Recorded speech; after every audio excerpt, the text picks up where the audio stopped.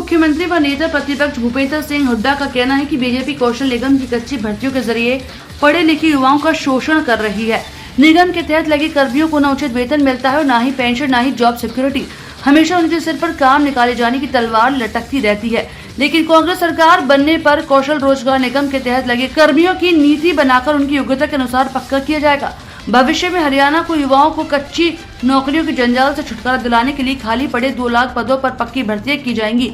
हुड्डा आज इंटक हरियाणा के अध्यक्ष अमित यादव द्वारा आयोजित कामगार अधिकार सम्मेलन को संबोधित कर रहे थे। इस मौके पर हरियाणा कांग्रेस अध्यक्ष चौधरी उदयबान, कार्यवाही अध्यक्ष जितेंद्र भारद्वाज व गुरुग्राम से कांग्रेस उम्मीदवार रहे राज बब्बर, पूर्व मंत्री सुखबीर कटारिया, पंकज रावत समेत पार्टी के कई वरिष्ठ नेता मौजूद रहे। अपने संबोधन में हुड्डा ने कहा कि हरियाणा को आगे बढ़ाने में श्रमिक कामगारों का सबसे बड़ा महत्वपूर्ण योगदान रहा है। उनको उचित सम्मान व वेतनमान दिलवाने के लिए ही कांग्रेस कार्यालय के दौरान एक विस्तृत श्रमिक नीति भी बनाई गई थी। कांग्रेस की हरियाणा सरकार ने देश में सबसे ज्यादा न्यूनतम दिहाड़ी और मनरेगा मजदूरी निर्धारित की थी। तो वहीं दूसरी तरफ बीजेपी श्रम कानूनों के साथ खिलवाड़ करके गरीब श्रमिकों को शोषण की दलदल में धकेल रही है। क्योंकि बीजेपी निजीकरण में विश्वास रखती है तो कांग्रेस राष्ट्रीयकरण में भरोसा रखती है। अपनी निजीकरण वाली नीति को बीजेपी ने शिक्षा के क्षेत्र में भी लागू कर दिया। तमाम गरीब मजदूर, श्रमिक, कामगारों, एससी और ओबीसी के बच्चों को पढ़ाने के लिए कांग्रेस ने प्रदेश में हजारों स्कूल खोले थे। लेकिन बीजेपी ने मर्जन के नाम पर 5000 स्कूलों को बंद करा दिया। कॉलेज और यूनिवर्सिटी की फीस भी बेतहाशा बढ़ाई जा रही है। लेकिन कांग्रेस सरकार बनने पर ऐसी तमाम नीतियों पर ब्रेक लगाया जाएगा जो गरीब मजदूर और किसान विरोधी होंगी।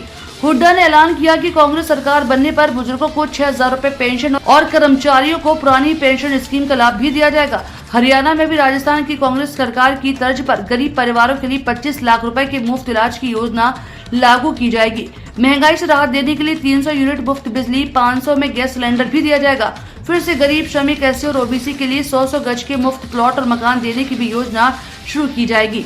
सम्मेलन को संबोधित करते हुए चौधरी उदयबान ने कहा कि देश के गरीब श्रमिकों को आवाज को उठाने के लिए इंटेक का गठन किया गया था। लेबर कोर्ट खोली गई थी। कांग्रेस सरकार ने 8 घंटे से ज्यादा काम करवाने पर मजदूर को ओवर टाइम का 2 गुना वेतन देने जैसे कानून भी लागू किए थे। लेकिन बीजेपी ने उनमें बदलाव करके पूंजीपतियों के लिए शोषण के रास्ते खोल दिए। श्रम के घंटे 8 से बढ़ाकर 12 कर दिए। पूंजीपतियों को अधिकार दे दिया कि जब चाहे किसी मजदूर से काम से बाहर कर सकते हैं। चौधरी उदयबान सिंह ने कहा कि बीजेपी ने हमेशा ऐसी नीतियां अपनाई जो गरीबों पर मार की तरह पड़ी हैं। नोटबंदी उसका उदाहरण है। इससे 168 लोगों की मौत हो गई, लाखों छोटे उद्योगों पर ताले लग गए, 12 करोड़ लोगों का रोजगार छिन गया। उसके बाद कोरोना और लॉकडाउन का शिकार भी सबसे ज्यादा यही गरीब तबका हुआ। याद है कि गरीब मजदूर सैकड़ों किलोमीटर पैदल चलकर अपने घर जाना पड़ा। प्रदेश की बीजेपी सरकार ने पीपीपी और प्रॉपर्टी आईडी के जरिए इसी तबके को निशाना बनाया, जिसमें 90 से 95% तक गलतियां भी पाई गयी।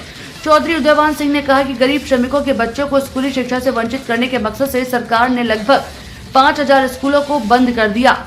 बाकी स्कूलों की हालत ऐसी बना दी कि 538 स्कूलों में लड़कियों के लिए शौचालय तक नहीं, 138 स्कूल में लड़कों के लिए भी शौचालय नहीं, 326 में 4 दीवारी और 266 में बिजली तक नहीं। फिर भी सरकार ने 10,676 करोड़ का बजट सरेंडर कर दिया। इसलिए हाईकोर्ट ने सरकार पर 5 लाख रुपए का जुर्माना लगाना पड़ा। बीजेपी ने ही कांग्रेस द्वारा शुरू की गई 100 गज के प्लाट बनाने की योजना शुरू की थी। गरीब श्रमिकों, एससी व ओबीसी परिवारों को 2 कमरे का मकान बनाकर दिया जाएगा। साथ ही श्रमिकों का जीवन बीमा का कवर दिया जाएगा ताकि काम के दौरान हादसे का शिकार होने वाले पीड़ित परिवारों को उचित आर्थिक मदद मिल सके।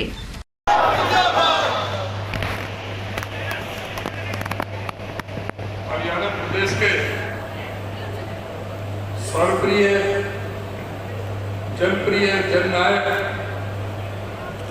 किसान, मजदूर, गरीब, मेहनत कश के बसिया, पूर्व मुख्यमंत्री, नेता प्रतिपक्ष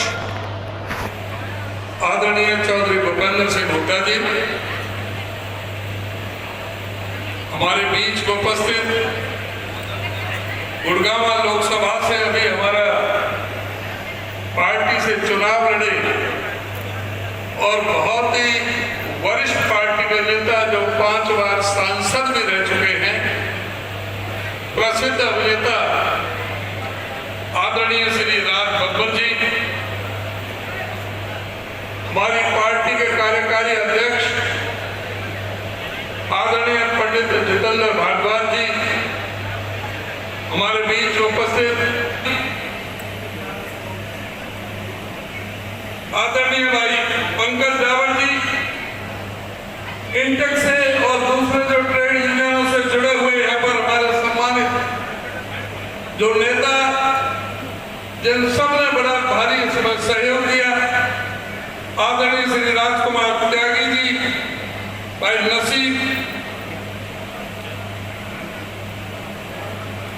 नसीब झाकड़ जी, धर्मवीर लोहान जी, बलराम आर्य जी, वीरेंद्र सिंह जी, कृष्ण नैन जी, पवार जी, मंच पर बैठे हुए मेरे अन्य सभी सम्मानित नेतागण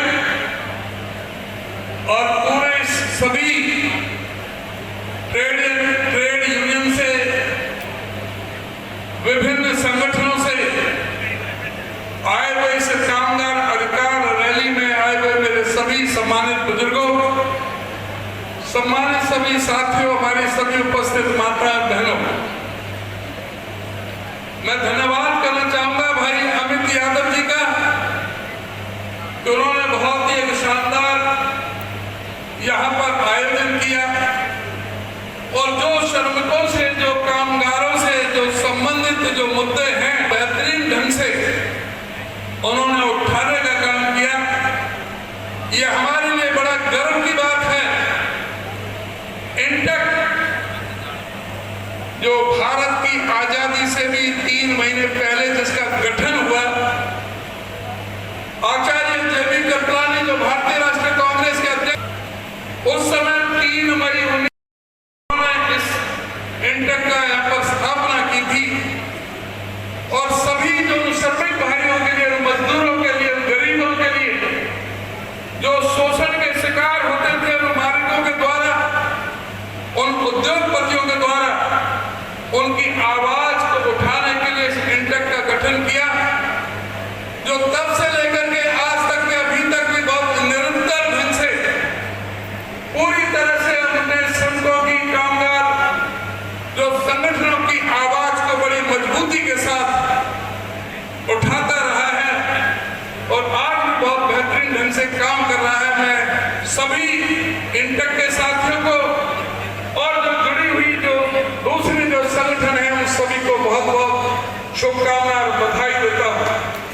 मैं आपसे ये कहना चाहूंगा कि कांग्रेस पार्टी जो श्रमिकों के लिए जो कानून लेकर के आई, तरह तरह के कानून लेकर के आई, right to food, right to education, right to information का एक बड़ा हथियार दिया और साथ में जिस तरह और जो श्रमिकों से संबंधित थी, हमारे जो महिलाओं के लिए प्रसूति का जो अवकाश है वो देने का काम होता था और कोई भी उनका शोषण ना कर सके उसकी पूरी तरह से व्यवस्था करने का काम किया था।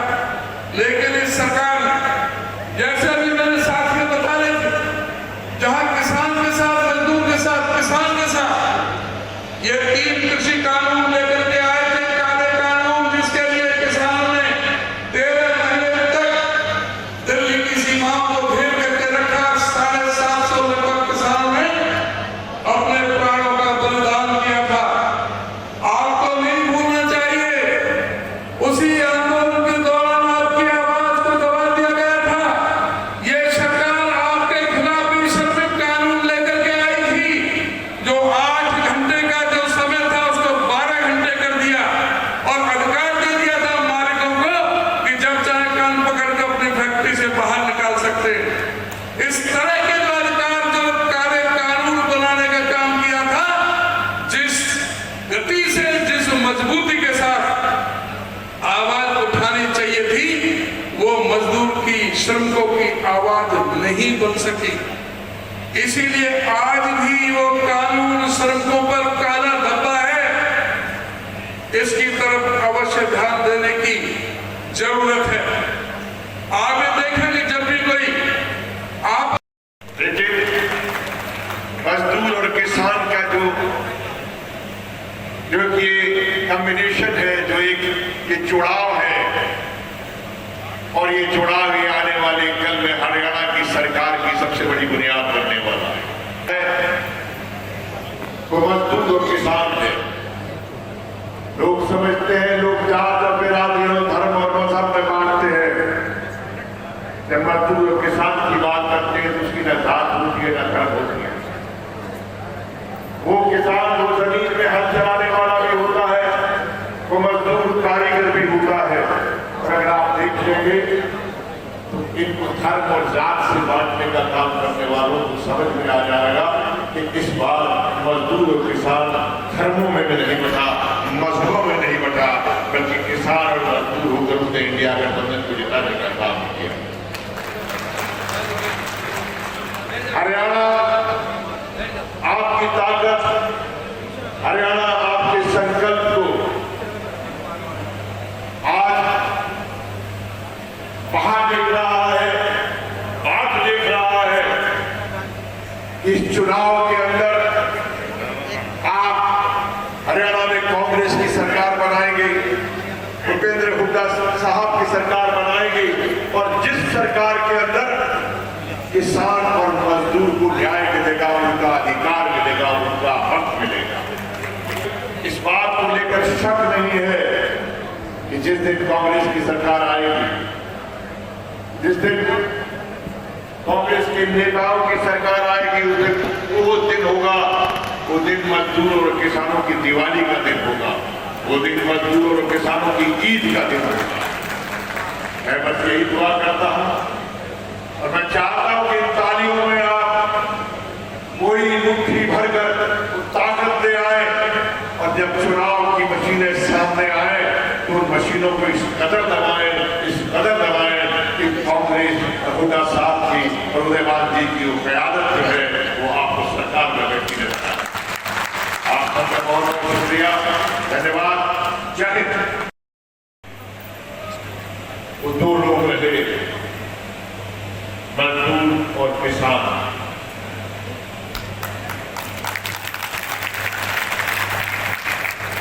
और शायद यही वजह है कि आज की सदारत या आपके चीफ गेस्ट या इनके लिए आप सब लोग इकट्ठा हुए हैं चौधरी भूपेंद्र सिंह हुड्डा जी को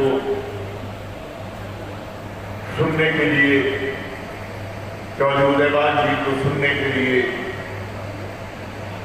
ये वही लोग हैं जिन्होंने जो जमीन से जुड़े हुए हैं, जो जानते हैं कि मजदूर की लड़ाई क्या है। मजदूर के पास में समर्पण की शक्ति है, मजदूर एक लक्ष्य लेकर चलता है।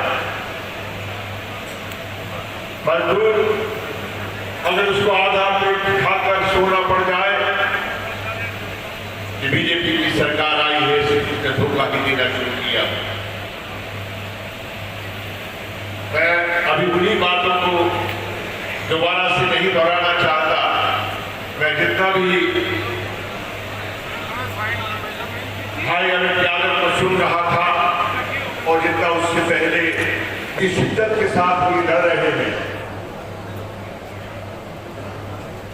और जिस कदर इन्होंने इस लड़ाई को, इनके आंदोलन को आगे बढ़ाने का काम किया है।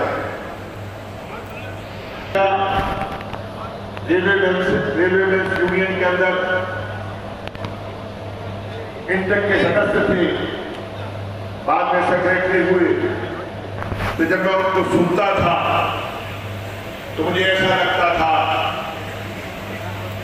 कि शायद ये वो लोग हैं जो सिर्फ चक्का ही नहीं चलाते, जो सिर्फ रेल ही नहीं चलाते, बल्कि लोगों की जिंदगी के लिए, लोगों की सुख सुविधाओं के लिए लड़ते हुए अमित यादव के अंदर नजर आई। तो मुझे खुशी हुई जब मैं पहली बार चुनाव में इनको सुना था। मैं ज्यादा वक्त इसलिए नहीं लूंगा कि जो कुछ कामगारों के बारे में, किसानों के बारे में कहना है, और किसानों के बारे में मैं क्या कहूंगा जब चौधरी उदयवान जी और कामगार सत्कार समारोह में आए हुए, यहाँ पर सभी पधारे हुए कांग्रेस,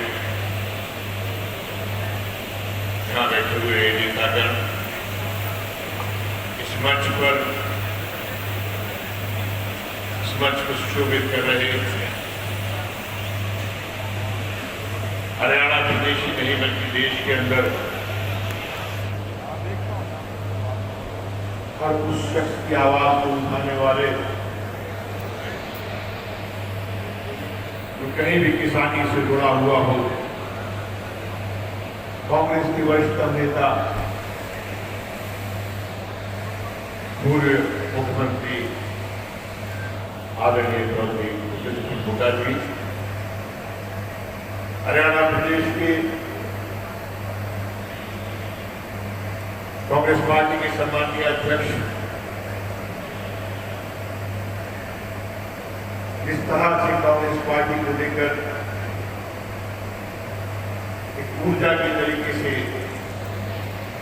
कांग्रेस पार्टियों की नीतियों को जन जन तक पहुंचाने के लिए हमेशा तत्पर खाई चौधरी उदयवान जी, हमारे हरियाणा प्रदेश के भाई चंद्र भारद्वाज जी, आज के कार्यक्रम के रूहे रवा कामगार मजदूरों के नेता, आज की सम्मेलन का परचम लेकर चलने वाले आर्यन यादव जी, सम्मानित क्योंकि बहुत वरिष्ठ से वरिष्ठ नेता बैठे हैं, किसी एक व्यक्ति का नाम छूट गया तो अच्छा नहीं।